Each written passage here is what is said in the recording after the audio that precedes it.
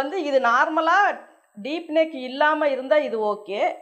Deep நெக்காக வந்துச்சுன்னா இதில் பாதி அளவு எடுத்துக்கோங்க. இப்போ 7.5 இன்ச்சு வருது. அப்போ பாதி அப்படிங்கும்போது 3.25 வருது. இப்போ இதில் இருந்து இப்படி மார்க் பண்ணும்போது உங்களுக்கு டீப் நெக்குக்கு கரெக்டாக இருக்கும். இதுவே உங்களுக்கு 30லேருந்து ஒரு 34, 36 வரைக்கும் 2 இன்ச்சு வச்சுக்கோங்க.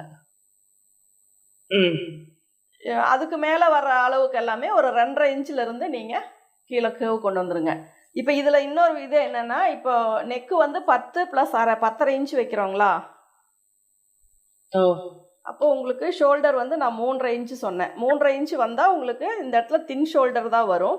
அப்போ ஒரு 3 இன்ச்சு நம்ம மார்க் பண்ணிக்கலாம். கீழேயும் அதே மாதிரி 3 இன்ச்சு நம்ம மார்க் பண்ணிக்கலாம். இப்போ இதுக்கு வந்து நம்ம ஒரு பாக்ஸ் போடலாம்.